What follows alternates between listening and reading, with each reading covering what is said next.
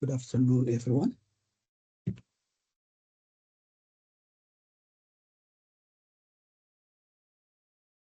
I hope everyone can hear me.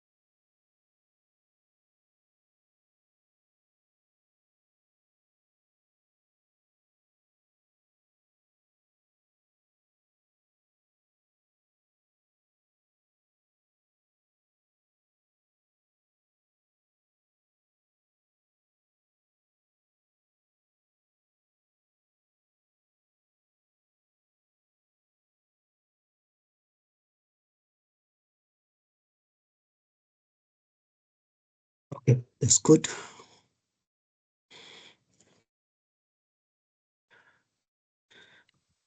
You can also see my screen, I believe. Okay, so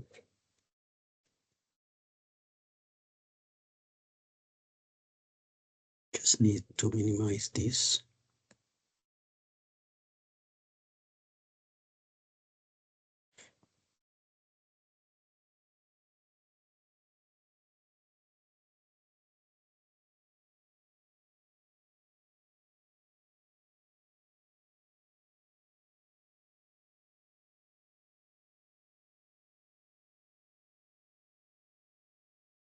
Can you hear me now? Vu?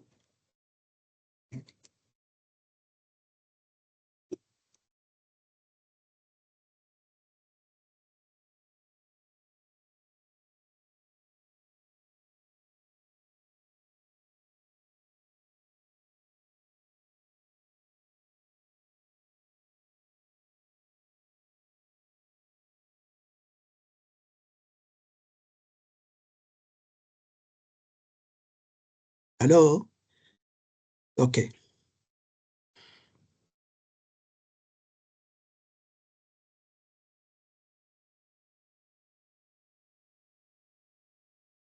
Okay. Let me take, okay, we still have another 2 minutes. Uh, I'm happy to take questions if you have before we start the class. Hi Jamal, it's Karen here. Hi, Karen. Good afternoon. Hi, how you going? Not bad. That's good. I just had a quick question about assignment 1, and apologies if this has already been addressed in other classes, but for clarification, with the table, when addressing the security requirements, does that mean that we address one each of confidential integrity availability for each asset? Yes.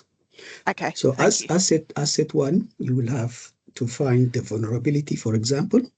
Yep. And then for asset two, you have to find the vulnerability. And asset one also integrity, the same thing like that. Yeah, sure. Yep. Okay, great. Okay. All right. Thank you. Thanks a lot. Yeah.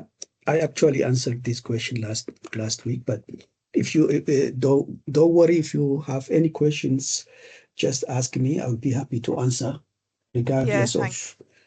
of if you can't find it on the Teams, just ask me. Sometimes people ask in class, sometimes they ask through email. So you are welcome to ask anytime. Okay. Okay, thank you. And sorry, while I've got you then, just one more question related to Sure. that. So also in the table, when we're addressing those, the CIA components, do we put the actual, I guess, the detail of what that each component is in the table? So for example, confidentiality, Yeah, you're right. re- So that's you don't we have to say. explain it in the table. Okay, yep. Yeah. So say for example, you are you are walking in the middle of the street So what, the vulnerability is what? Getting hit by a car. Well, that is actually the actual outcome, but you got the idea, right? So there is a threat of being A threat of being hit by a car, yeah. hit by a car, and so that's what you actually talk about. Okay. You got the idea, or you want me to explain again? Yeah, no, I think I've got it. Yeah, I just wasn't, I guess I was just a bit unclear about how much of that detail we actually need to put into the table and how much we discuss Not outside of the table. Well, outside the table you can discuss. In Mm. the table, look, because somebody else is marking your assignment, I want you to be more to the point in the table. Okay. So when I talk about threat, instead of explaining the threat, you can say the threat to this asset or to, is hit by the car. And then you can actually explain Okay. what do you mean by hit the car? This is a threat because of I am walking in the middle of the street instead of the pedestrian lane or something like that. Okay. Yep, that makes sense. Okay. Thank you. So Thanks a if lot. if if if the marker doesn't actually understand your answer in the table, they can always find the explanation below. Yeah, so it should just be very concise and to the point in the table and then can sort of explain it further down. Yeah. So the marker will have actually an opportunity to mark your assignments quickly. Another thing is Mm. that I limited to 3 pages because it's not me actually. They are given a very limited amount of time for marking, so we need to make sure that we don't actually overload and the assignments need Yeah, to be marked on time. That's why the limit. It's not actually also my limit. This unit yeah. has been using it, I don't know, for a long time. Even if you see last offering, they have the Mm. same thing. Yeah, I saw that there was some questions about that in the chat. Um, Yeah. but yeah, thanks a lot for that. That's really helpful. Okay. Any other questions before we start? Yeah, Week one more three? question, Jamal. Yes. Yeah, I just wanted to, sorry, it's a bit too advanced, but I wanted to ask about the assignment two, which, Sorry. I actually posted this message. I haven't looked at the assignment too, oh, okay, sure. and I'm not going to really get into assignment two because my Yeah. workload is already too Yeah, fine. No, no, the question is very simple. I was just, because there's no mention about the word count that you need for this assignment two. So I just wanted uh, to check whether there is a I'll limit on the word count, that's all. I'll come back to it. There is a word limit in the unit guide. If you see, Okay, I think, yeah, look, I released these assignments just to make sure that you plan your workload accordingly, yeah, all of them. So I will okay, come back yeah, to assignment two. Please just give me yeah. some time. No problem, no problem. Take your time. Thank you. Cheers. Okay, there are two Hi, people. Jamal. Hi. Sorry, just getting back, I just want to ask you a quick question regarding that 3 pages per limit for assignments. If we are going to explain all of these CIA triads on the table, like it's going to take like a little bit over 3 pages. So I'm not sure if that's acceptable or yeah, I don't know if I'm repeating the same questions.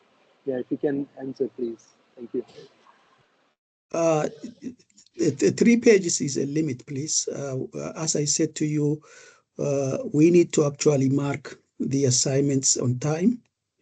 And because of the time limit given to markers, uh, extending them will actually extend the time we finish and the time we actually have get all the markers together with me. There are 5 or 6 now. I have to really every week go over, and now this increase is not really something that I'm looking forward. But I think what really I want is precise answers. Don't give something you detailing unnecessarily. I don't know. I never had these questions before, because the more precise your answer is, the better. So you don't really need to go beyond 3 pages.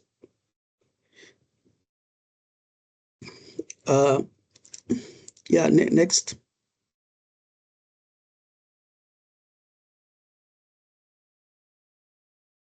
Hi, Jamal.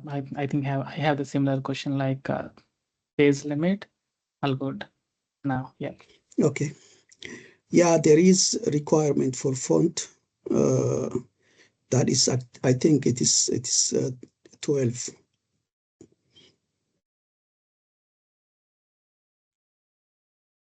Any other question?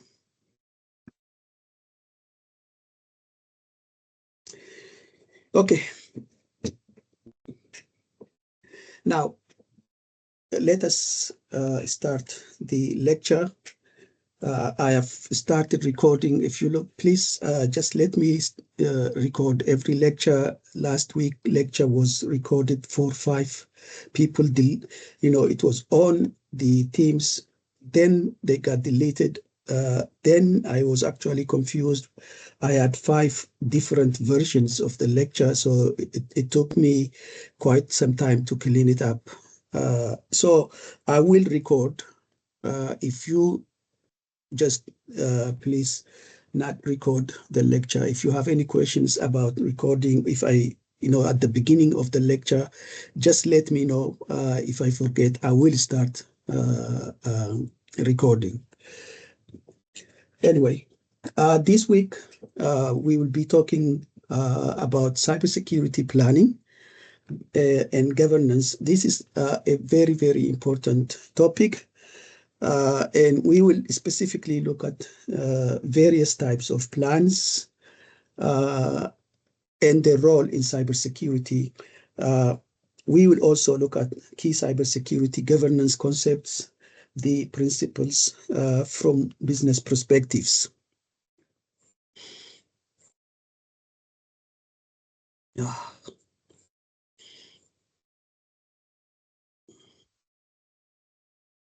Okay.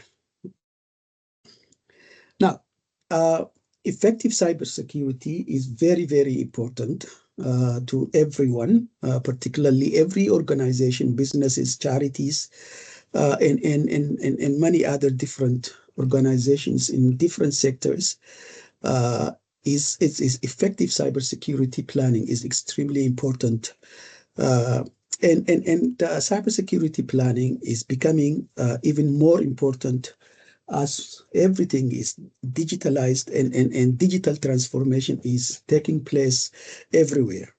So cybersecurity planning helps organizations to develop a successful strategy that needs to be implemented and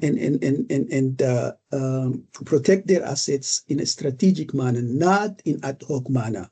You can't actually just become responsive to every attacks, but you need to strategically plan ahead and try to respond when they happen. So proactive cybersecurity management requires to appropriately plan cybersecurity and strategically manage the security threats. So this is what this lecture focuses on.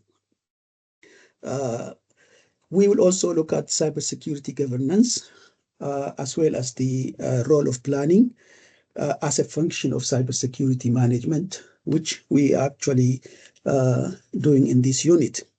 So we will be answering questions like how and why planning is used and how it is used in cybersecurity management. What makes planning cybersecurity management very important? What are the key components of cybersecurity planning? How to develop a cybersecurity strategic plan? What is cybersecurity governance and how it differs from standard corporate governance, how important cybersecurity governance is in cybersecurity management. We will also look at questions like what are the desired outcomes of cybersecurity governance. So we will be covering all these aspects of cybersecurity planning and cybersecurity governance. So these are the objectives that you will see covered in this lecture. Now, this slide basically shows you the senior management sentiments based on the 2024 surveys, particularly taken, these surveys is taken in UK, and it is in 2024, very recent survey. It looks at the sentiment of senior managers, that is directors, trustees, and other senior managers in businesses and charity organizations throughout UK. Now, if you look at this bar, this one, so if you look at this on the top, you will see that on the point of cybersecurity priority here, this one, so you can see that this is actually two medium. This is a medium organizations. This is businesses and charities, and this is large organizations and businesses and charities. So you can see both of them are really close to 100% that cybersecurity becoming the number one priority, not number one priority, but one of the highest priorities. There are business risks that they deal with, but cybersecurity is actually becoming prominent, as you can see by this. So from this graph, you can also see about governance between medium and large organizations. Again, the managers were asked these questions. Now, you can see the managers ask these questions, and you can see the governance again is about 62% of the organizations have governance in place. Particularly large organizations have a formal governance involving very high profile directors, board members, or trustees explicitly responsible for cybersecurity. This has never been the case before. It is just the threat landscape, the data breaches, high profile data breaches, and the amount of costs that these breaches bring about, in fact, raised the consciousness of the upper leadership in the organizations to take notes of cybersecurity. It has never reached a board level. It has never been a board level agenda, but now you can see that almost 62% of large organizations have a board member or trustee explicitly dealing with cybersecurity. In the other small, medium to small organizations, you can see it's over 50%. Again, this is going to grow as cybersecurity becomes more and more prominent. In terms of strategic planning, you can see that. Hello? Excuse me. Can you shut off your phone, please? In terms of cybersecurity strategic planning, again, you can see that there are 58% of medium organizations. This small one, you can see this small one, 58% of medium organizations have a formal cybersecurity strategy, and 68% of large businesses have a strategic plan or address cybersecurity strategically. So they have formal cybersecurity strategy in place to address the ever expanding cybersecurity issue. Now you can see that cybersecurity governance and strategic planning is very important topic that you really need to understand, and you really need to get a good information about it, a good knowledge about it. Okay. Now, how much money all these organizations are spending per employees they have? So that is the budget, security budget. You can see in the bottom graph.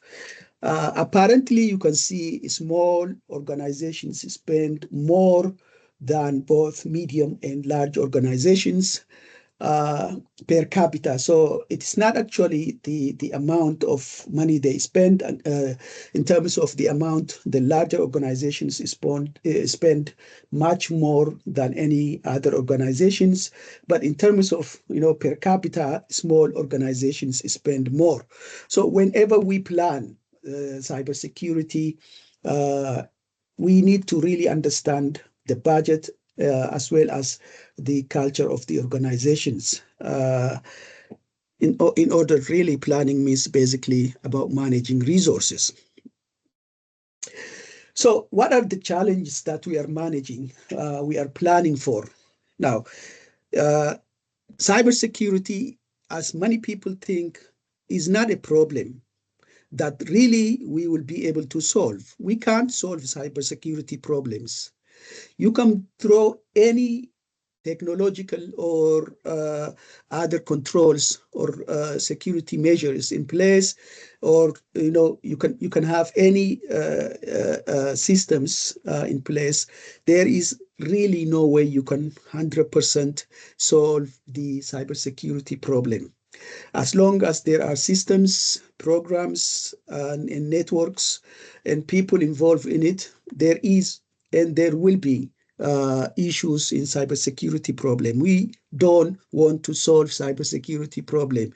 It is impossible financially. It's impossible problem to tackle completely. It is a very big problem. So what is we trying to do is to minimize the risk. It's a risk. Cybersecurity is not a problem. So it is a risk that we can work on basically to minimize it. This is especially the case given the expanding threat landscape that we have seen. The threat landscape last year is different than this year. And every year, every day, you see different threat agents, different exploits and different attack methodologies, different groups emerge. So it is a risk that we really need to manage and minimize its impact. That is what cybersecurity is. It's not a problem. It is a risk that we need to minimize. It is about managing the exposure of the organization to these different threats. Now, these threats can come from third-party exposure, and it's about making better cyber risk decisions. In order to make these better cybersecurity risk decisions, you really need to understand how to plan and how to tackle these risks in a strategic manner. That's why strategic planning is very, very important.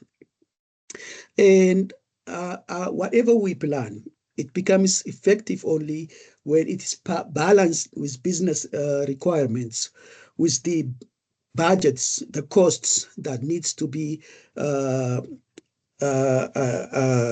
spent on these threats that we are trying to handle, and the different types of risk mitigation techniques that we plan to use. So this is really very important to have a good planning to ensure that the requirements of the business is taken into account, the cost and resources that need to be used is managed, and the risk to be mitigated is identified and addressed. So Overall, it is how to work collaboratively with everyone in the organization to make it a collective problem, a collective risk problem.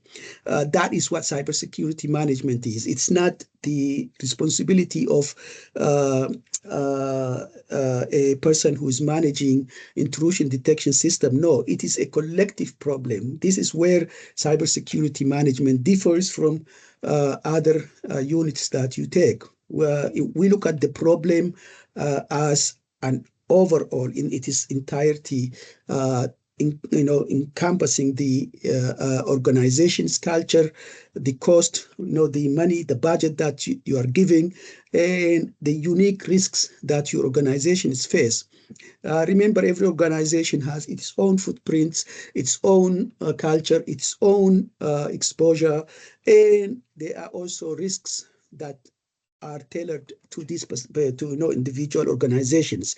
We need to know all that. So implementing a robust risk management program is very important. To do that, you really need to know how to plan for cybersecurity and what are the governance in place. Okay, so let us look at first planning, and then we'll come back to governance later on. Now, every organization, whether it is private organization, public organization, charity, charity organization, or anything that you want to say, is everyone is in business to achieve specific goals. Every organization have specific goals and objectives. And they wanted to achieve these goals and objectives within a specific time frame. So this time frame could be a short-term goal, a long-term goal, or it could be a medium-term goal. So these cybersecurity specialists need to understand these different types of goals and objectives of the organizations. These business objectives are not miraculously achieved. Organizations need to meticulously plan and deliberately strategize to really maximize their success.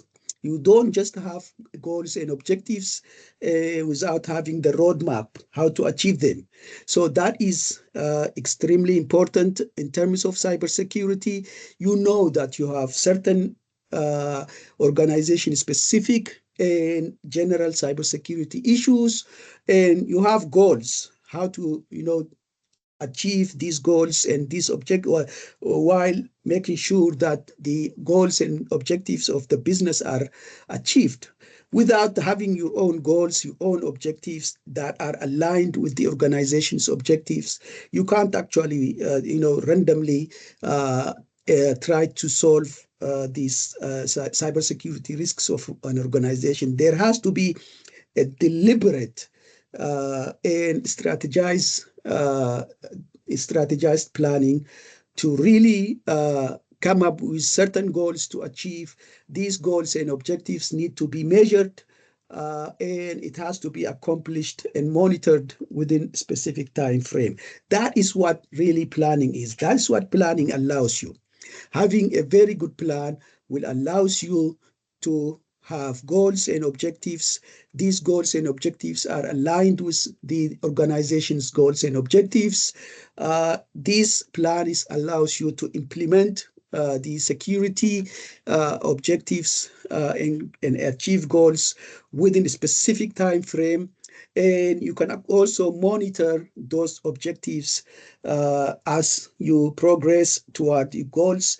And you can also quantify and show whether the security controls you purchased using 100 200,000 is working effectively as you plan, or it really needs more, or the organization really needs more security controls. That is what really planning allows you to do.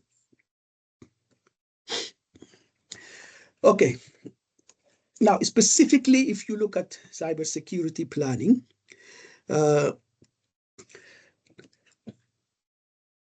you need to have really, in order to protect sensitive information and ensure the security of the organization is protected, you really need to have a very good cybersecurity program and use planning. Now, you need to have you need to understand cybersecurity functions. I think we have talked about these cybersecurity functions in last class.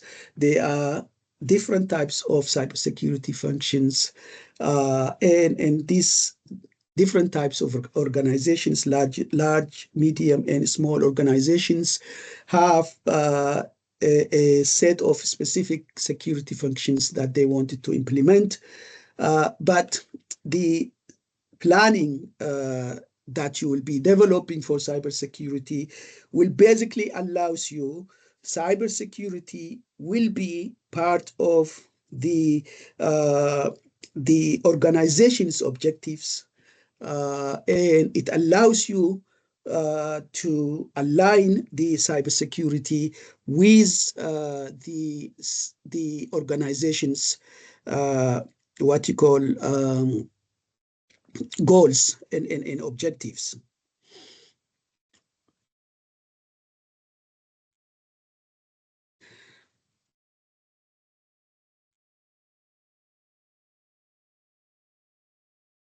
Now, another objectives of cybersecurity planning is it really allows you to proactively handle cybersecurity. It's not actually I respond to the incidents when they come, but what you're saying is that I'm planning for these incidents, and if they happen, these are the steps what I need to take to really minimize its impact. To do that, you really need to plan ahead. And even if the person who did the planning is not there, the plan is already there, and the implementation is already there. A new person can pick up from where the other one left and implement that. So we call this proactive security management. You really plan for it ahead of the incident happening. And planning also helps you to anticipate. First, you get knowledge about the organization's objectives, where the organization wants to go, and what resource the organization is willing to give you to achieve that goal. And it allows you to anticipate or to think about what kind of threats our organization faces, and which of these threats could be materialized. In that case, what would I do to minimize the impact on the organizations? So not only it helps you to proactively plan for what's coming, but also anticipate and respond in case of the new emerging threats. Now, you are giving budget, you are giving small resources in terms of cybersecurity, even though the budget is going up, but you really need much more. So planning allows you to make sure that whatever you are given, be it human resources, in terms of human or in terms of budget, you need to make sure that you have that and how to maximize these resources. Without planning, you don't really know how to maximize that. So planning is really helpful in that aspect as well. As I said earlier in previous slide, you need to monitor. You need, the progress of, say, for example, you purchase a new intrusion detection system. You need to monitor how effective it is. You need to look at its performance. You need to look how, what is the false positive and false negative rate of this system and so forth. So to do that, you really need to have planning, when to check these, how to regularly manage and collect collect data, and so forth. Without that plan, you will not actually do this. You will do it in an ad hoc manner, which is not really good. Last but not least, having a very good planning allows you to handle cybersecurity strategically. You can't actually just handle cybersecurity in a random manner. You need to really make sure it is strategically handled. So having a plan will help you to take control of cybersecurity in a best possible way.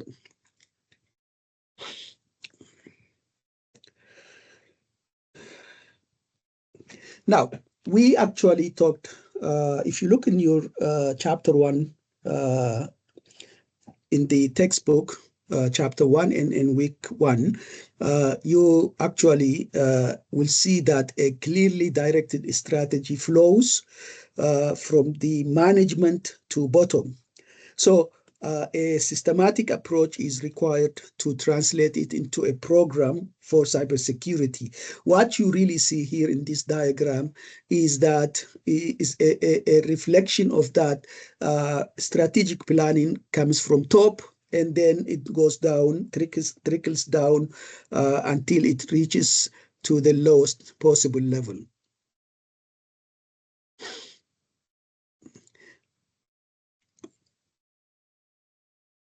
Do you have any questions so far?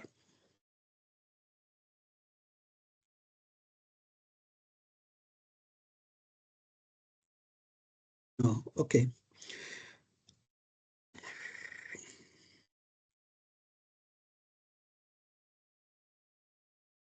Oh, okay.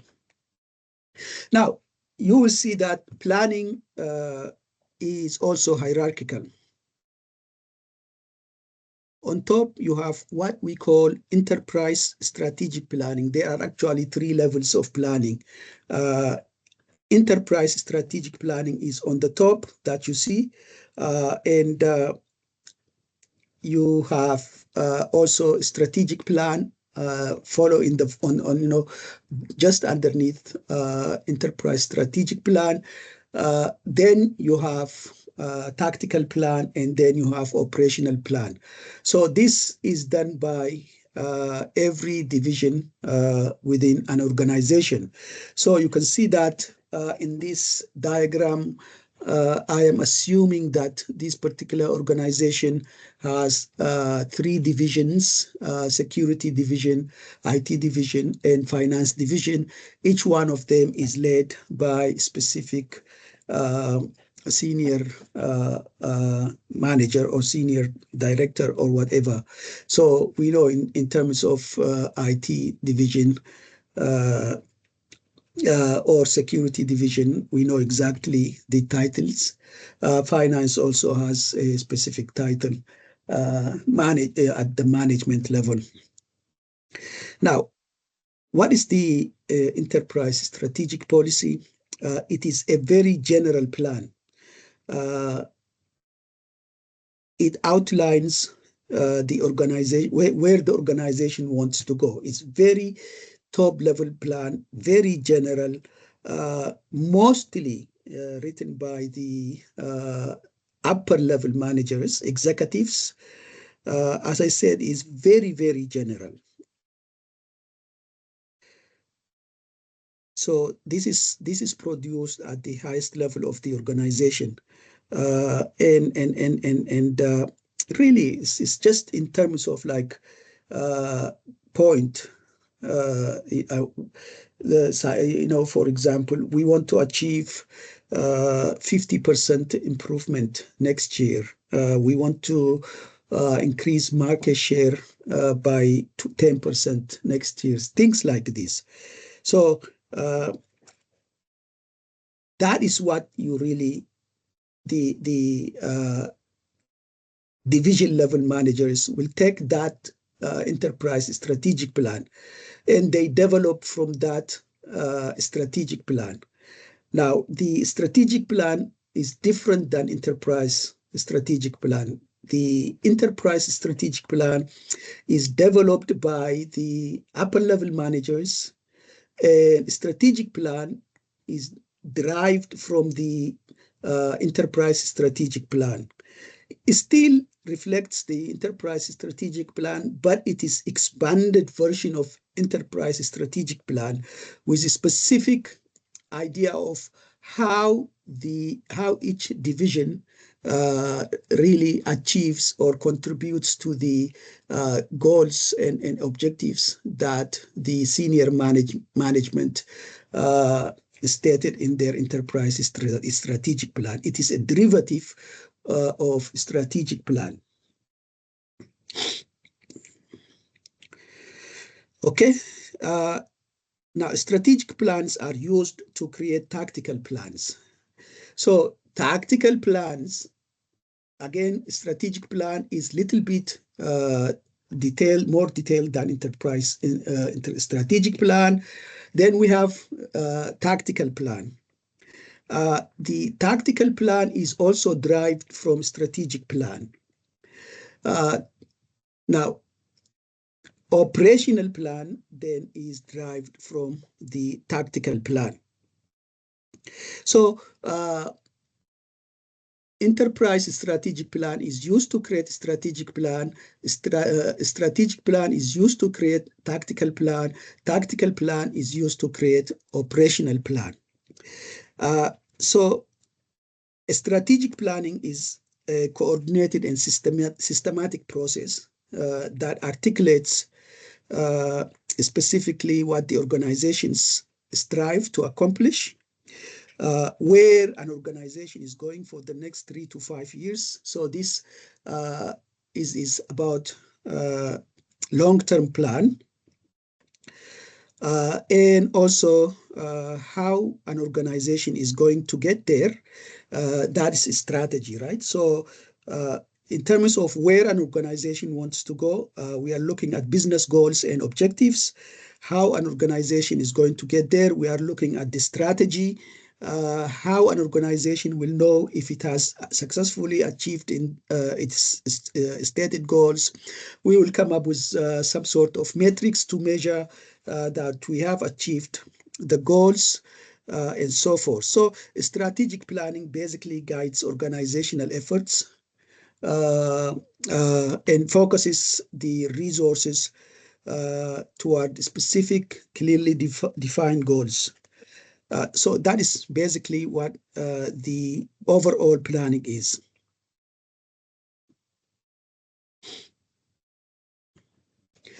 So here is, I actually summarize what they are. You can see that planning in terms of the types, there are 4 different types of planning: strategic planning, tactical planning, operational planning, contingency planning. We will be talking about contingency planning when we talk about resiliency, which is basically disaster recovery, business continuity, and incident response plan. We will be talking about that when we talk about contingency planning later on in the trimester. But for today, we will be concentrating on these 3: strategic planning, tactical planning, and operational planning. But for you to understand in terms of period, strategic planning is a long-term, 3 to 5 years. That is where you actually generate strategic plan for long-term. The tactical plan is a medium-term. So it's measured in terms of months, 12 months, 13, 14 months, like this. Operational planning is a weekly or daily time horizon that you develop operational planning for things that you do every week or every day. So what is strategic planning is used for? It's really used to state what the mission of the organization is, what the vision of the organization is, and what are the goals of the organization is. So these are actually specified in very high terms. And then the Tactical planning is very specific objectives and strategies that we use in order to implement the strategic plan.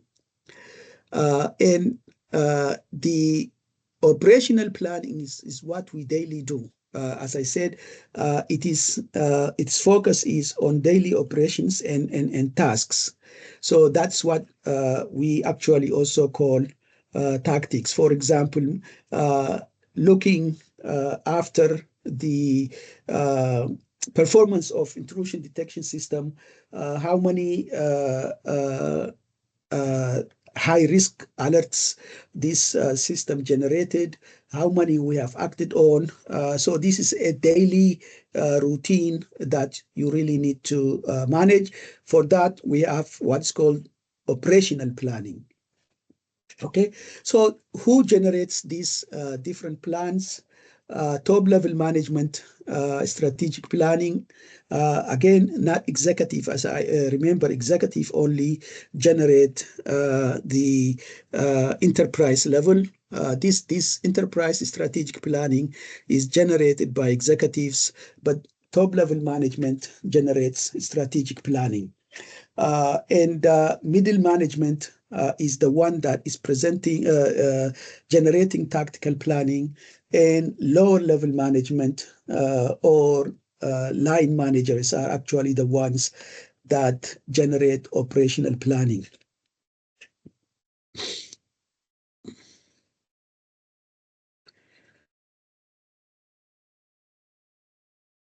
Okay.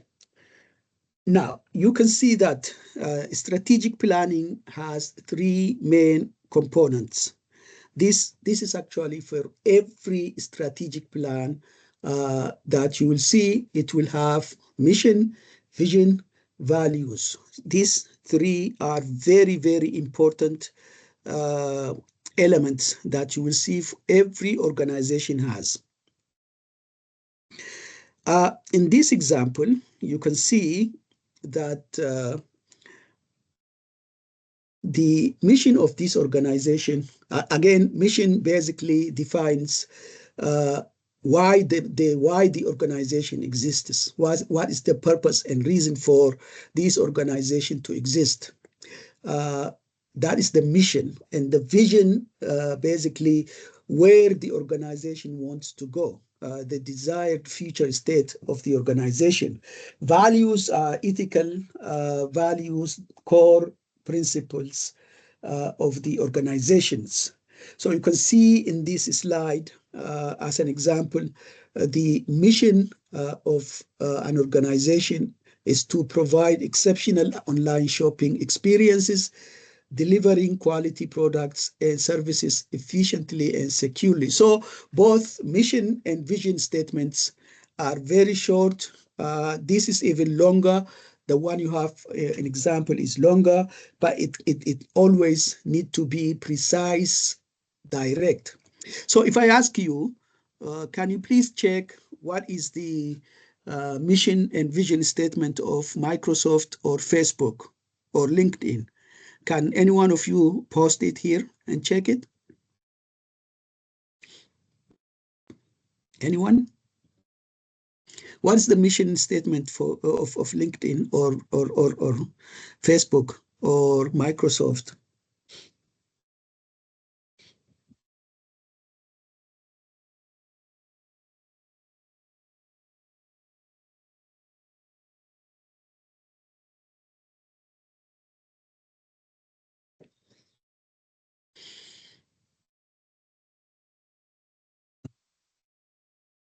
Our mission is Microsoft. Our mission is to realize their full potential, creating technology that transforms. Yeah. To empower every person and every organization on the planet to achieve more. That's mission. LinkedIn. Connect the world's professionals to enhance. Yeah.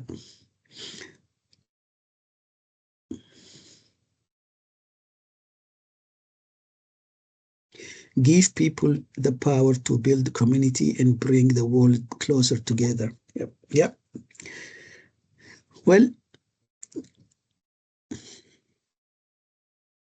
I can't read the one you put, the last one. To empower everyone. Which is this mission or vision statement? Which one?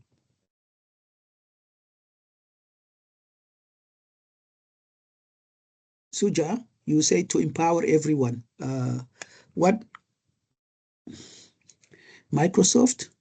Is that mission or vision? I saw Microsoft has 3 different mission statement. Usually they have only one mission statement. Can someone verify they have 3 different mission statements or just one?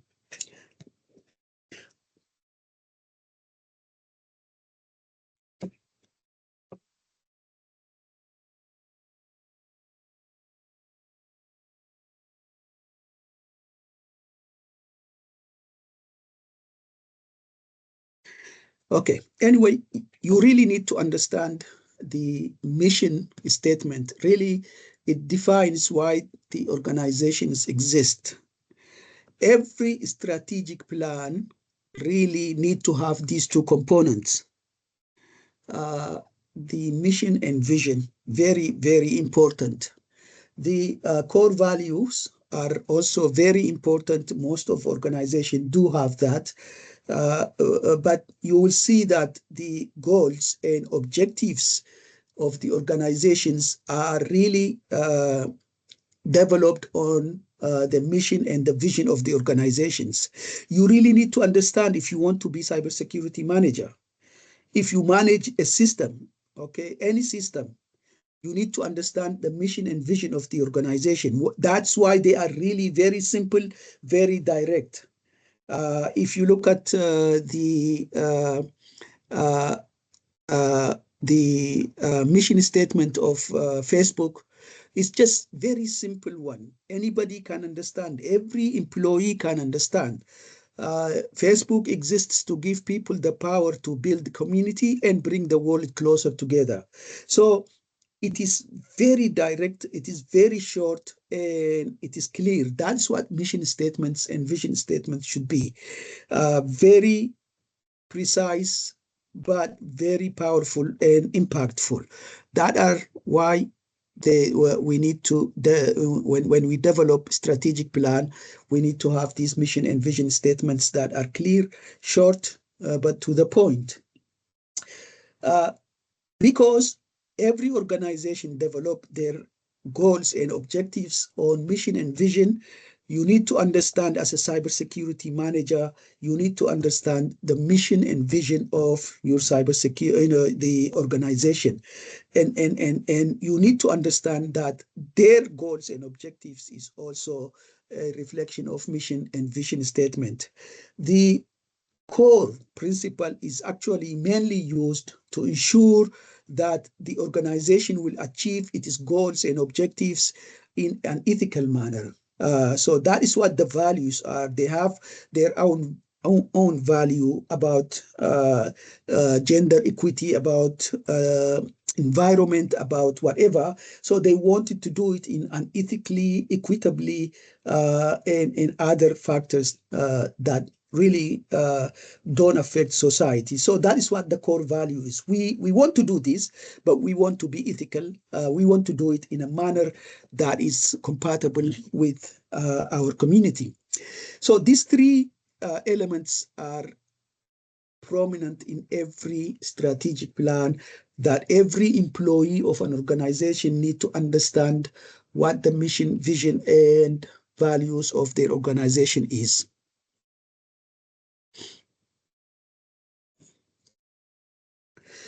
Okay, I have so far talked about goals, I've talked about objectives, strategies, and tactics, but I've not defined them. So goals are broad. They are long-term targets. Again, I just wanted to make clear to you that goals and objectives are sometimes interchangeably used, and so we don't in cybersecurity, we don't. We have goals and objectives are completely different. Sometimes some definitions for goals are actually used also for objectives and vice versa. So I want to make clear in cybersecurity, we have these definitions for these terms. Goals are very broad. They are long-term targets that an organization really aims to achieve, what they wanted to achieve in the long, during 3 to 5 years. Goals provide a general direction and purpose to organizations. An example of goal is to enhance customer satisfaction and retention. Really very high level.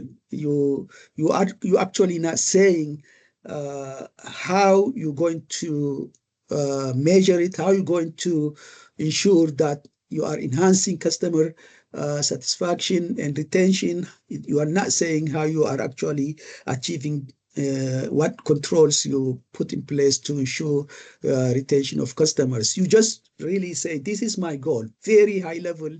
I wanted to ensure that all my customers remain with us and they are satisfied with the service we provide them.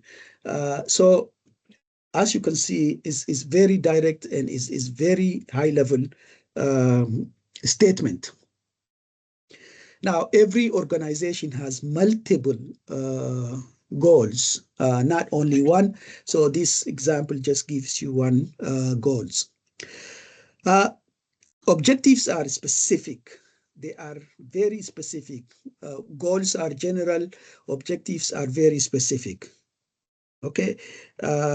They are also measurable. They are specific, measurable, that needs to be completed to achieve a goal. So they are actually developed to achieve the goal. In other words, to describe the goal in more detail in terms of how to achieve it. So that's why you first come up with a goal, and for each goal, you come up with a set of objectives. So objectives further refine each strategic goals. They outline key activities to be performed, as you can see here. So if you look at the example here, it says increase customer satisfaction scores by 15%. So in the goal, we did not actually say by how much, but here we are saying we wanted to increase by 15%. And now we are actually giving the time within the next 12 months, and how through enhanced support and feedback mechanism. So you can see that objectives really put the timeline on when to achieve the goal and by how much and how. So this is what you really need to understand about the difference between them. So between the goals and objectives. Okay. Now, when creating your goals for your website, you must define what measurable objectives can be analyzed always. Okay, and you need to be very careful that your objectives have to have these smart capabilities.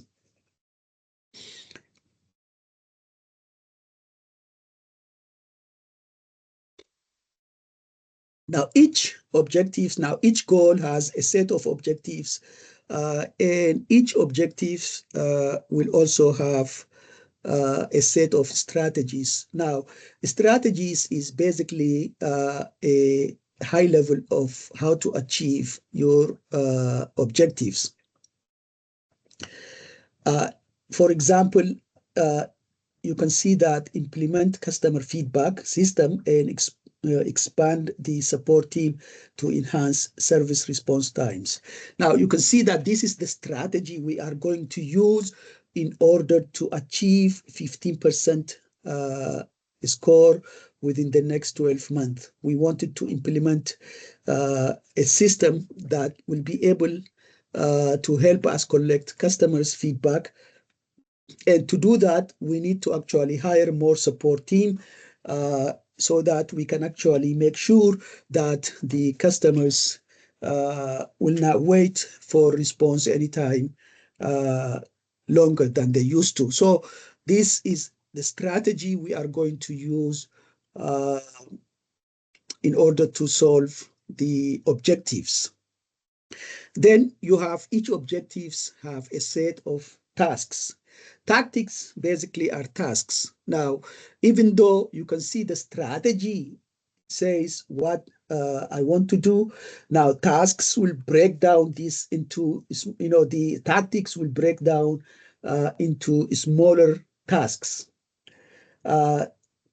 or steps that will be achieving eventually your goal.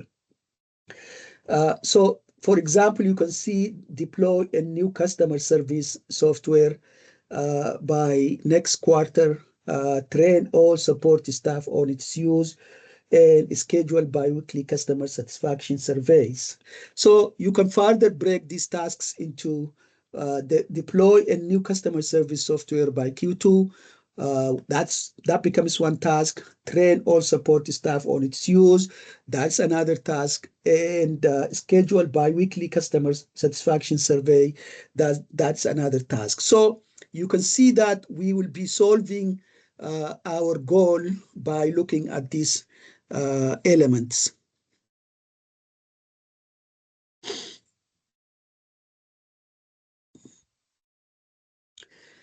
Now, this is the structure of any strategic plan. It has executive summary. This is basically a concise overview of the entire plan. Then you have mission and vision, the organization's mission and vision that we really spoke about. You also need to actually undertake most of the time SWOT analysis.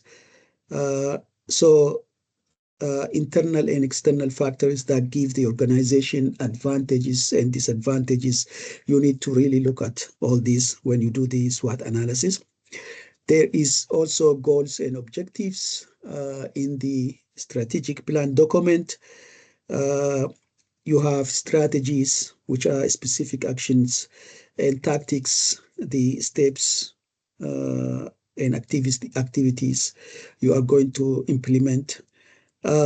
You include also performance metrics to really measure KPIs, key performance indicators, to measure your progress towards achieving your stated goals. You also include resource allocation, list of needed resources, financial, human, technological, to implement your plan. There are also timeline and milestones to achieve, how it is evaluated and how it is reviewed, and so forth. So these 8 components are must, but there are others like what I talked about, evaluation, basic components of a typical strategic plan contains.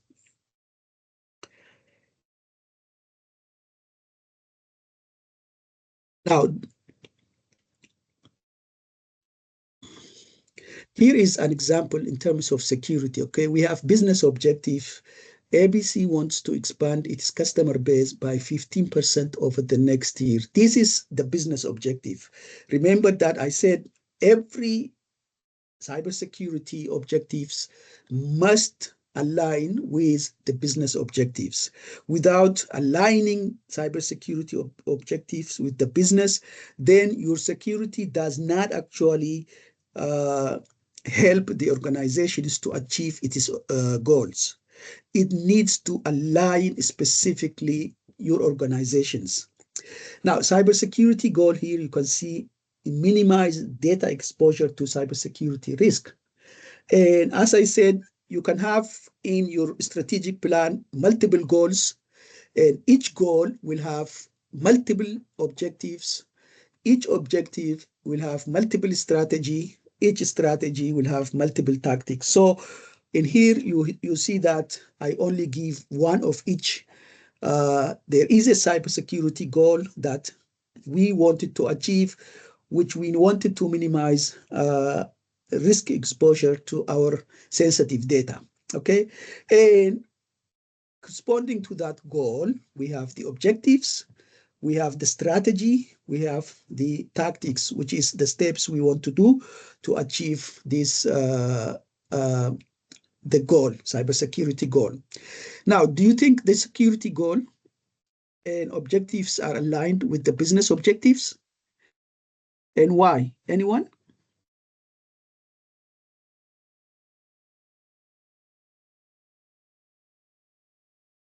I would say no. Okay, why? Why? Because the cybersecurity goals don't explicitly state how to increase customer base. The goals just state their objectives as how they want to better secure ABC's security posture. Anyone else? Probably, yeah. The other way around, when we expand the customer base, that deals with the collection of customer information as well, that needs to be protected, or else up to date or accurate accurate information should be taken from them. Can minimizing customer sensitive data help achieve the business objectives?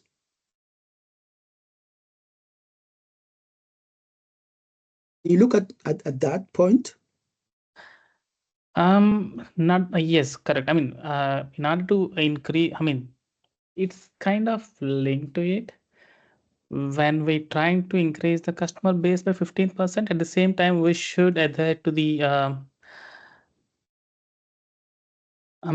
we should protect the information as well at the same time. Otherwise, if customer loses the trust or something happens, that goal I don't think would happen. Okay, so if we actually ensure the customer data, will that help us build trust and reputation? If the data gets stolen, No, or if else we may breached, ensure, if we actually ensure or at least minimize the exposure of that data to risk through the cybersecurity goals. not 100%.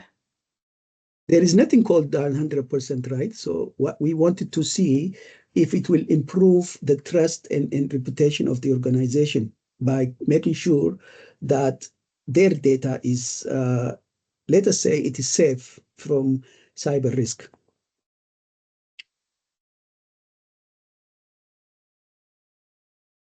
I think that it plays a part, but it isn't a business objective.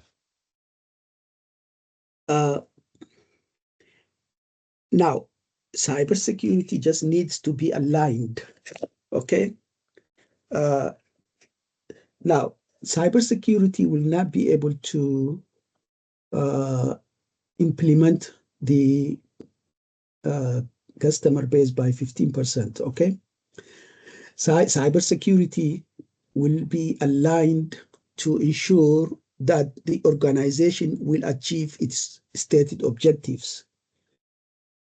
Okay, so when we look at this alignment, we look at it from different goals. So you will have multiple goals. One of the goals is to ensure that the data exposure is minimized from cyber risks, or the trust of the customers on the organizations and reputations on the organizations, be it brand or be it the service, is protected. In other words, is kept or even increased to increase that trust and reputation. How will cybersecurity be implemented is helpful. So we look at the alignment from a number of different perspectives. Most of the time, there is no one-to-one alignment if you're thinking that way. We're thinking, when we talk about alignment, is that the cybersecurity should be there to ensure that the business objectives is achieved. So there are other activities that will be done. So now in expanding the customers, there are also business divisions. There are marketing divisions. They will be working. So it is within that environment that you'll come and see how the cybersecurity division will come up with goals and objectives that will contribute to the ABC's this particular objective. Is that make sense to you guys? Is that clear?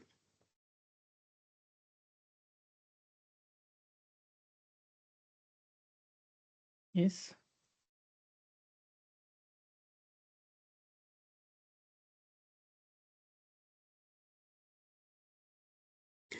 Okay, how can I check my objective? Remember I said your objective have to be smart. Basically, this is the 5 specific things that we look into objectives when we design them. They have to be specific. So you can see in this example, implement a vulnerability patching strategy that reduces security gaps by 40% in 6 months. So it's very specific about patching strategy, okay? And they need to be measurable. You can actually measure if these particular objectives within 6 months is achieved or no. So you can check that regularly and measure it.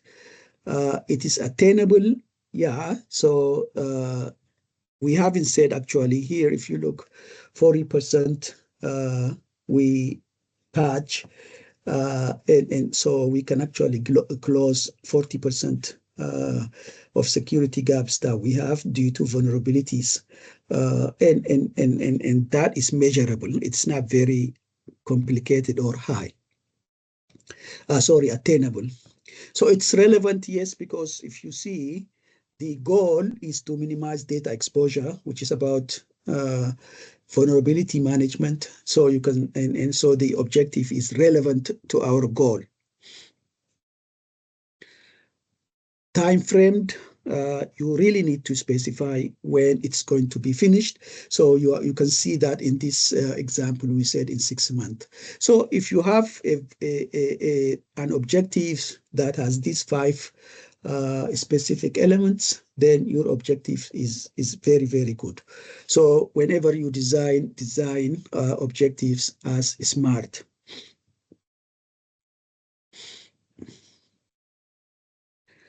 Okay. Now, a successful cybersecurity can have really, really far-reaching consequences for any organization, be it in business, in healthcare, in any domain.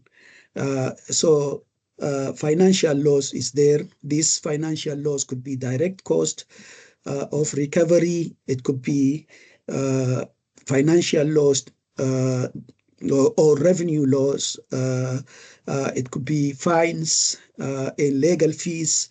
It could be customer trust and brand reputation loss. It could be disruption of the business, organizational or operational aspect of it.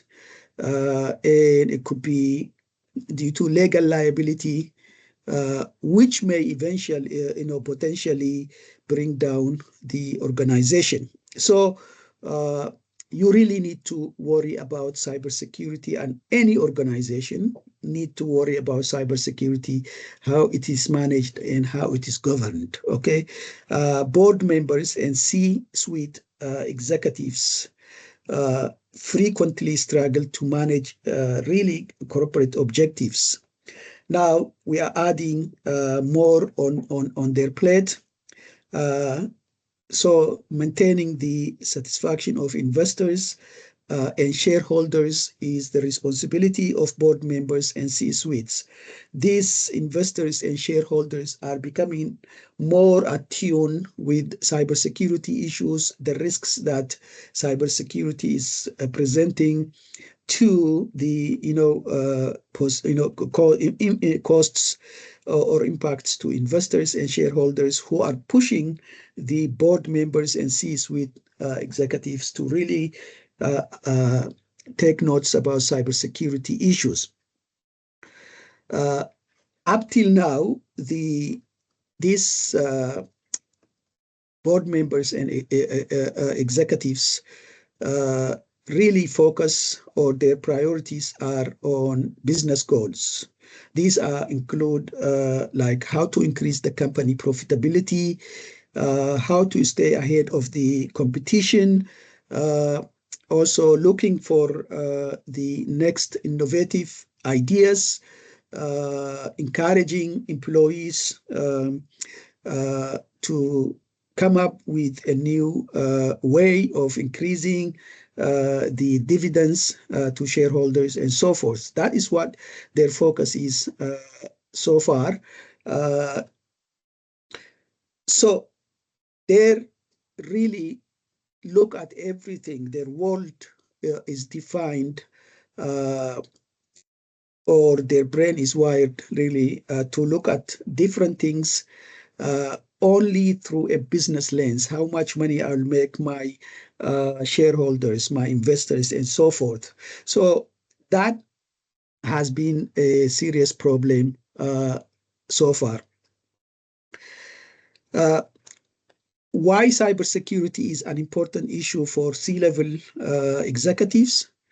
They could set whatever the C-level suite said, it will reverberate through the entire organizations. So the C-level executives could set the tone that cybersecurity should be a concern for each employee in an organization, instead of the standard focus only on professionals and top managers. It should actually be part of every employees within the organization. Cybersecurity is not just the responsibility of a few people, but everyone in the organization. So the C-level suite have the chance to really help in making that culture by setting the tone. Okay.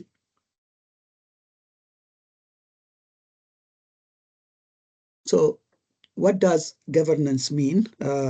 Really, governance is composed of a structure and a process. So the structure is basically the leadership, how they are structured and who are doing what. And the process is what process they are doing to achieve that. It is a structure and a process that provide a framework for how an organization's affairs are managed, these including cybersecurity. Now, in this structure, you will have the board and executive management who are at the highest level in the organization. The board and the executive management often are on the same team. They do not actually have the same rules, but they are on the same team. The board's job is to govern. The executive management is responsible to manage the business. That's why I said the governance is basically the structure and the rules. The board has the ultimate power, including the budget to cybersecurity, and the proposals that cybersecurity managers present to organizations to improve the security posture of the organization. So the ultimate decision goes to the board. The managers are also often appointed by the board, while the managers are typically, the boards are typically elected by the company's shareholders. So these rules are very critical to ensure cybersecurity again, because whatever the board and the executives said, they have to be implemented by the lower level management and employees. So what do we mean by process? Governance is part of process. We will be looking, or at least you need to understand that there is data governance. This is part of the process. It identifies who can make decisions, who has the authority to act on behalf of the organization, who is accountable for how an organization and its people behave and perform. So this is really at the highest level, the board and the executive do. But if you come down to security, cybersecurity, for example, domain, even if when we are actually looking at the response plan, in our response plan, we need to actually have who is actually responsible to give a go ahead for to implement some things, and who will be managing the collecting the data before and after the incident response plan is enacted, and so forth. So we have this structure throughout the organizations, including down to the level of specific areas like IT, cybersecurity management, and so forth. So the board and executive management exercises a set of responsibilities and practices. We will be looking at that. They also help in ensuring that the governance helps in ensuring that every strategic plans throughout the organizations are aligned with each other. They're not actually one north and one south and so forth. They must be focused on achieving the strategic goal of the organization. The governance also ensures that we manage and use resources in optimal manner, and any rules and regulations or standards that the organizations need to comply with need to be complied with. So governance allows us to ensure that the compliance requirements are addressed or attended to in the appropriate manner. How many board members understand that cybersecurity is a business risk that warrants their direct attention? Anyone?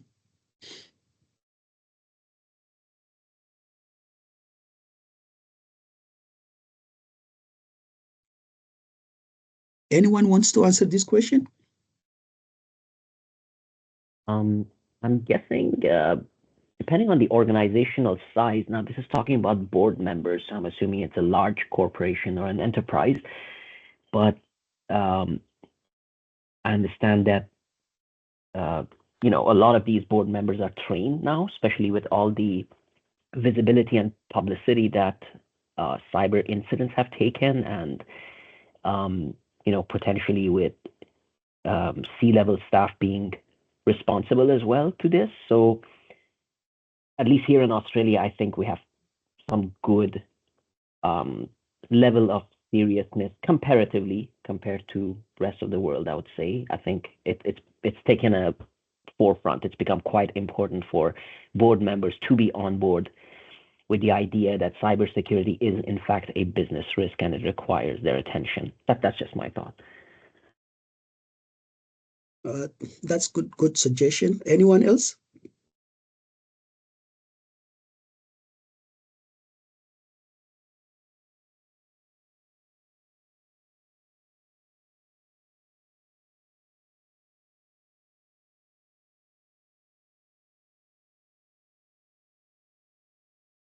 I'm gonna I'll just take a bit of a guess as well that I think that there are still many organizations where the board considers cybersecurity to just be an IT function and doesn't really take it seriously at an executive level, because there isn't a great deal of education to those to the higher parts of the organisation, and it's just been left for quite a while now in IT to be sort of managed within that environment.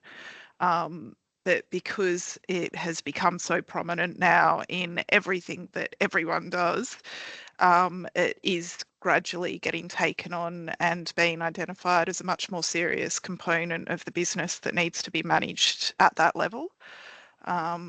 So yeah, I think it's still pretty low, and a lot of organisations probably undermine the real impact and risk that it could have to their organisation, and sort of take for granted that the IT department can just sort of handle those things. But I think the knowledge and awareness of that at a higher level is definitely increasing, especially with the more sort of news events that happen and the disastrous outcomes that that a lot of organisations are experiencing as a result of greater threats, more vulnerabilities, all of that sort of stuff. Yep, that's good, Karen. Anyone else? Any other view? I just, sorry, this is a good question, and I got curious to see what's happening in Australia, Jamal. I did Google it, and I got some stats. So if at any point I'm happy to share those, but it was an interest. I can share that study as well. It looks interesting. Excellent. Okay, I think it is really improving, particularly in Australia. It has been a problem before because cybersecurity was considered as a technical issue. And as long as we have a very good cybersecurity team, our problem will be solved. As I said in the beginning of this lecture, cybersecurity is not a problem. It's a risk. So it's not a problem that you can put or, throw thanks for sharing the back. It's not a problem you can solve by throwing a lot of technological solutions or bringing smart people to handle it. It is a risk that we really need to manage exactly the same way we manage business risks. Okay, that has not been the case but now that has been really, really improving, because now you can have in most of the board member meetings chief information security officers. Before, there was 3-4 levels before the security information or security risk is passed on to the board members. In fact, it rarely become the agenda item in the board members. Now, in many organizations, you have cybersecurity managers sitting on the board meeting and so forth. Now, do you guys think one of the major problems is the cybersecurity people themselves? If so, in what way? The reason for the boards not taking cybersecurity risks as a business risk. Yep, go ahead. I think it has to do with the communication skills from the cybersecurity team. Most of them are quite technical employees, and to be able to communicate at the board level, you need to have a specific set of communication skills, which are more on the corporate side than on the technical side. So Excellent. That is the reason. Okay, it's not only the board members issue. It's really the way we express the cybersecurity professionals. Quite most of them, if I say, in terms of the low level, middle level management, they come from technical area. Okay. Uh, in terms of middle management, like chief information security officers, you will actually get people not from technical background, but more from business area. But even these chief information security officers, look up the majority of them. If you just go on LinkedIn and look at their profile, they came into cybersecurity very late, which is it's not a problem. What I'm just trying to say is that the language we use, the management, the board, and the low-level management is completely misaligned. So the technical people use 200 words to write, where the board is just expecting 5 words. And those 200 words, 99% of them don't make sense to the board because they are not really in tune with how much money the shareholders will make and why. These are the questions that the board wants to hear. We are not able to communicate. The chief information security officers now, which is growing, and which are a lot of them being trained in cybersecurity, they will be able to speak both the board members' language and the technical people's language. Not often, not yet. We have not reached that level, but we are actually making a lot of progresses. So we have a problem. The problem is not only from top level, but the problem is also from the bottom level. This is due to the historical issues that cybersecurity was relegated to the just is technical and considered as a problem that can be solved by technical people.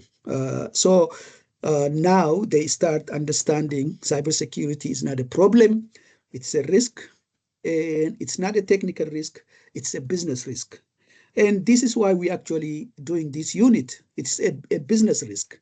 We need to address this as a business risk. It's not a technical risk. Yes, we will use technical controls to solve some of the possible threats, but we are actually looking at security as a business risk, and we will solve some of the risks that the business faces. We will minimize some of them, and we will try to predict and proactively prepare for others, emerging vulnerabilities, emerging threats, and so forth.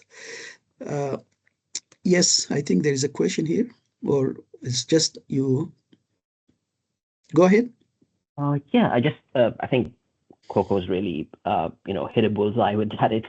I mean, I've worked at cybersecurity vendors where we had to, sell technical solutions to a lot of CISOs or head of security, etc. And I think,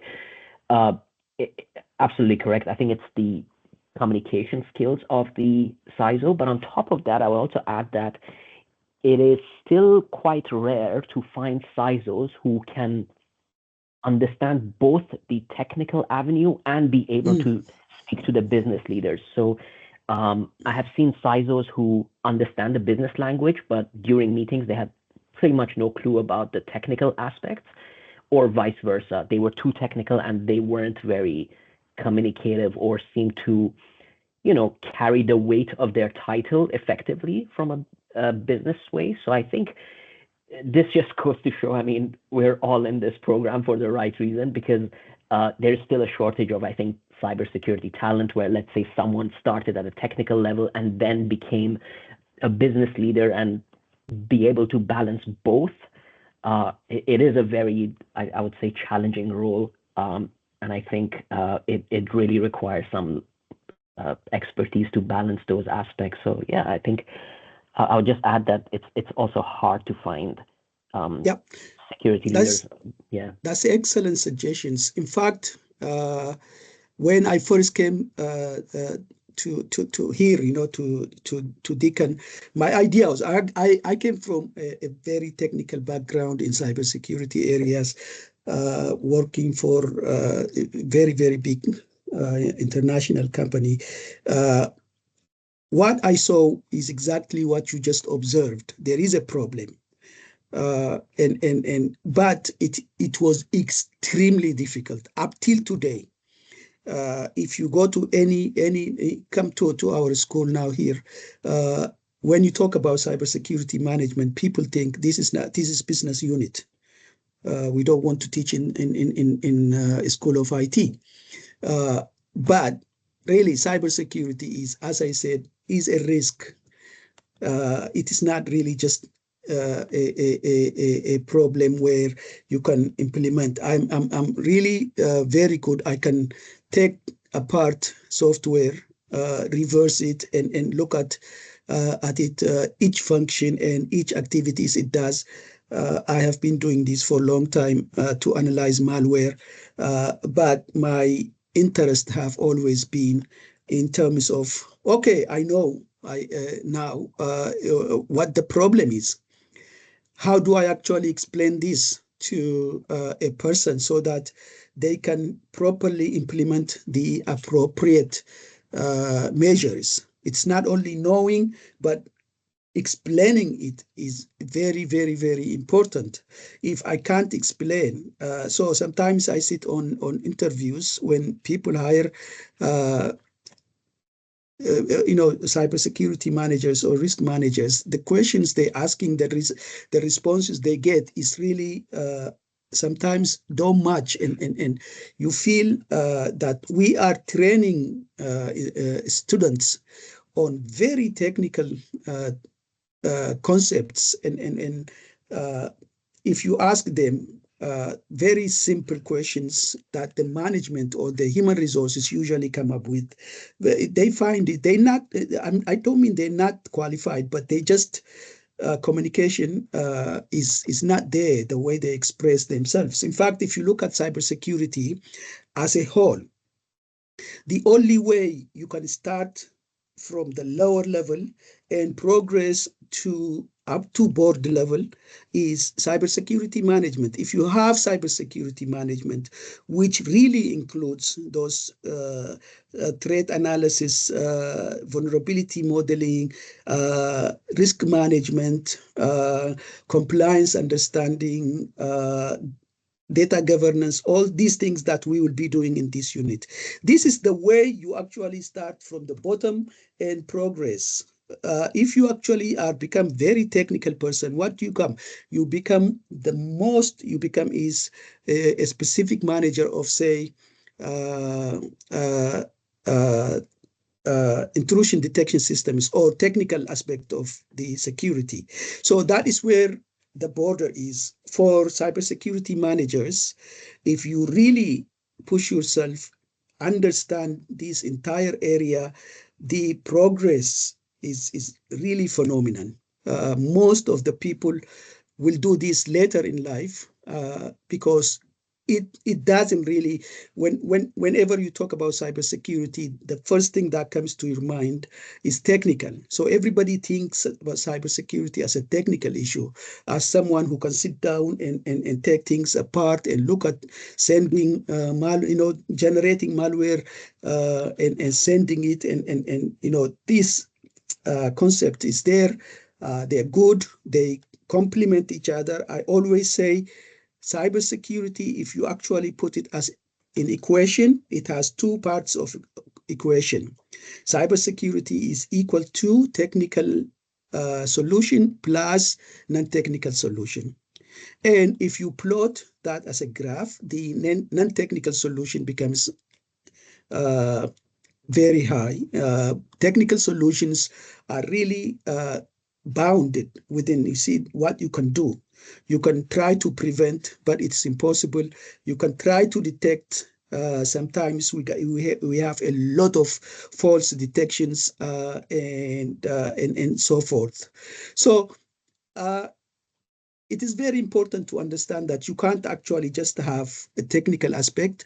If you wanted to have rounded cybersecurity knowledge, you really need to have all these components.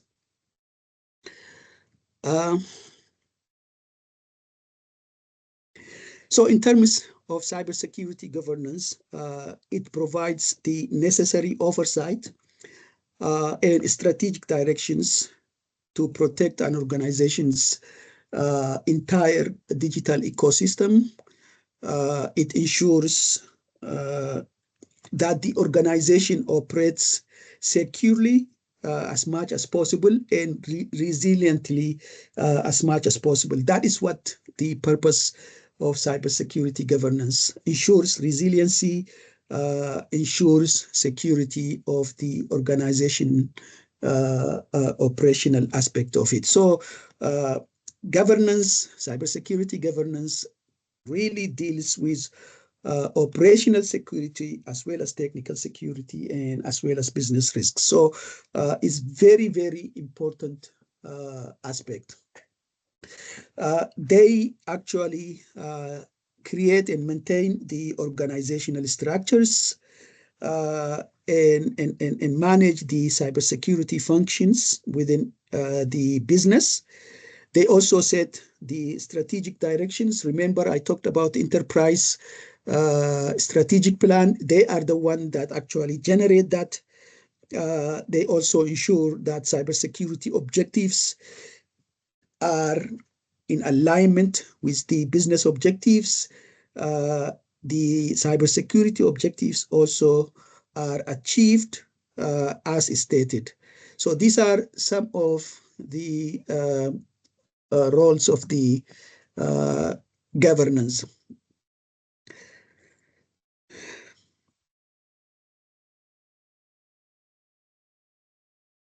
So you can see the governance structure on the right-hand side of this diagram and the responsibilities each person within the governance undertakes.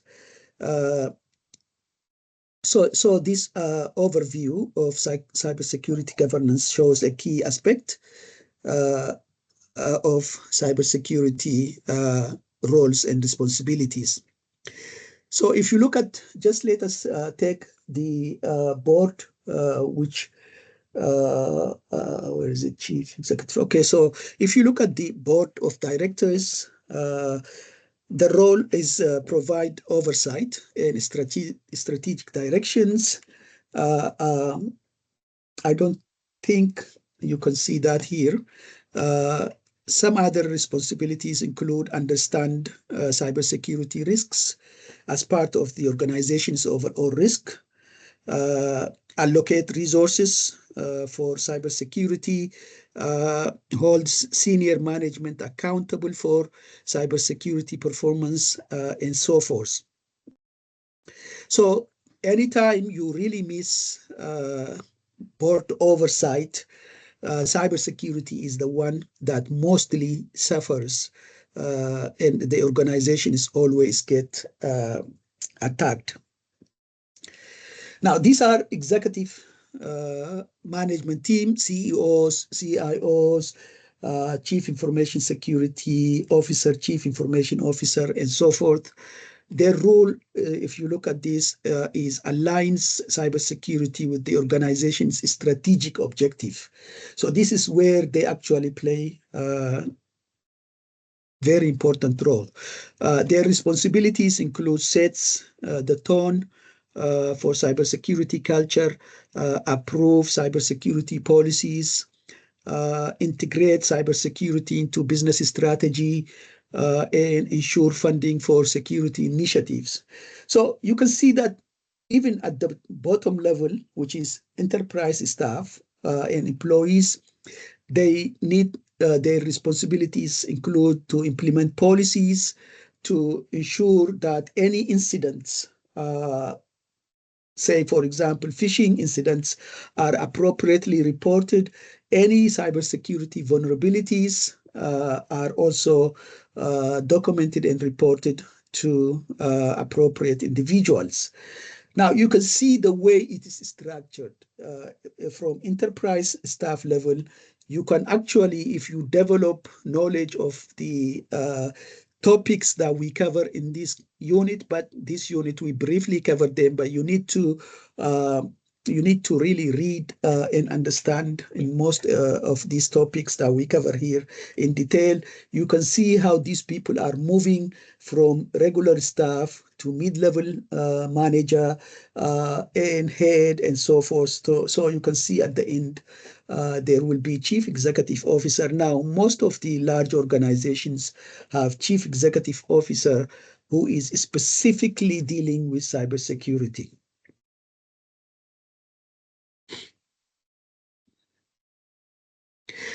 Now, when you develop cybersecurity governance, there are 8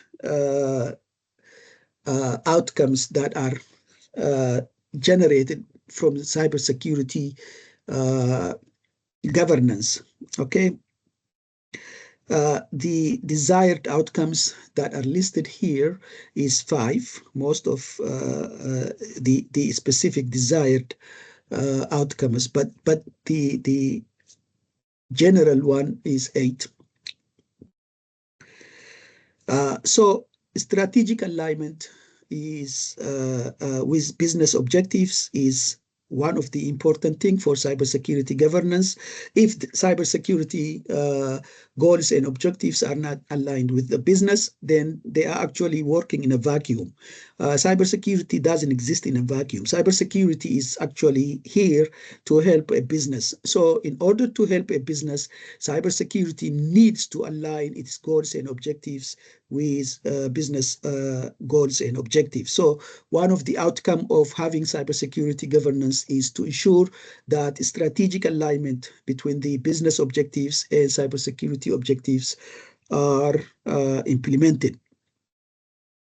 The second one is decision making. So the decision need to be made based on risk. Risk-based decision making is needs to be informed by appropriate information and needs to be appropriately resourced. In other words, the allocation of resources is sufficient to actually ensure that both technical and non-technical cybersecurity are invested in based on the risk assessment, not just because you come and say so-and-so an organization is attacked, tomorrow we will be attacked. That scare tactics doesn't work anymore.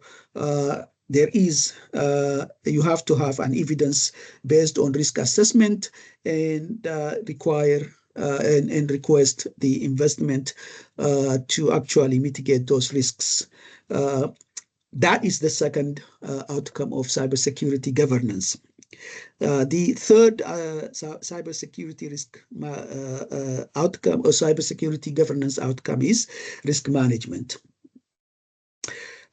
This includes risk identification, risk assessment, risk evaluation, risk mitigation, and so forth, incident response, and so forth. So we will be talking about this later in this class, in this unit. So this is another expected outcome. There is compliance and assurance. There is audit. There is organization culture, employee training, ethical behavior. All these are part of the expected outcome of the cybersecurity governance. The last one is basically continuous improvement through measurement and performance of the cybersecurity functions. You have the functions, you already have the objectives. So you need to continuously monitor and always make improvements. So if you don't apply continuous improvement, then and you don't continuously measure the performance, you don't really know how well you are really prepared and what is the security posture of your organization. So the next to final outcome of cybersecurity governance is ensuring continuous measurement of your program or security functions. Finally, you need to actually ensure that the cybersecurity you put in place has an outcome that is useful to the organization. So delivering value, it has to add value to the organization. If it doesn't actually add to the value to the organization, then the cybersecurity, which is already is considered by the board members, executives, as a cost center, it becomes very difficult. You need to show that cybersecurity is adding value to the organization. So this is the fifth outcome. You need to convince the board members that it is not actually a cost center, because you're spending close to 500,000 to purchase certain cybersecurity controls, but it delivers values in this and this and that manner. So this is the outcome, another outcome expected. So how do we achieve? I will go over each one of these governance frameworks later on in the course. You will see that we have a number of frameworks. I want you to read on this on your own also because there are a lot of them. Most of the time, each one of these provide an advantage, and they also have some sort of shortcomings, but they complement each other. Okay, so there are many more, but these are the most widely used cybersecurity governance frameworks. On the left, I actually gave you a small diagram. As you can see, the whole thing actually define a scope of IT governance. This particular diagram is based on the first framework.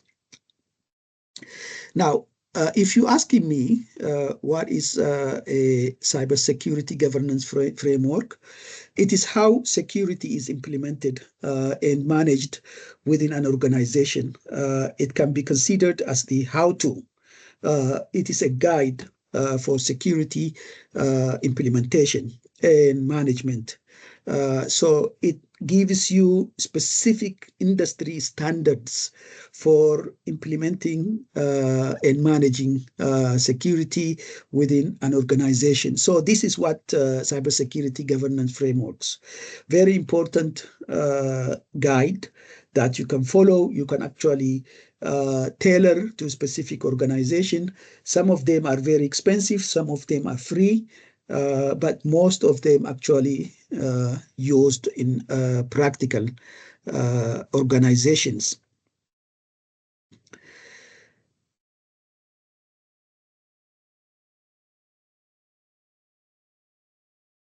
Okay, today we actually discussed how important cybersecurity planning is, and within cybersecurity planning, how important the cybersecurity governance is, and the understanding between different layers of the organization hierarchy, where cybersecurity can actually play as an important aspect of organization, but not considered as a cost line, and create problems for cybersecurity professionals and people in organizations. We have talked about the how we can develop cybersecurity strategic plan. We first discussed about different types of planning that we need to undertake if we actually need to do security functions in a strategic manner rather than really reactive approach. And there are a layered approach of cybersecurity planning and different types of plans that each derive from the other plan, but cohesively they really try to achieve the business objectives. So overall, today's lecture, basically, the take home from this lecture is cybersecurity is not really done in vacuum. Cybersecurity is done in an organized manner, in a strategic manner. To achieve that organizational and strategic approach, we really need to understand how to plan. What are the types of planning that exists that help us cybersecurity to align with the business goals and objectives, and what kind of governance we need to have in place in order to ensure that cybersecurity contributes to the desired goal and objective of the organization. So through these discussions, you can understand that cybersecurity is a risk. It's a business risk. We should not actually try to solve it as a problem. That is what is actually considered earlier. In fact, it is still rampant that cybersecurity is a technical problem. It's not a business risk. So in this lecture, I have tried to show you that cybersecurity is not a problem. It is a business risk, and it needs to be aligned with a business to be considered as a business risk.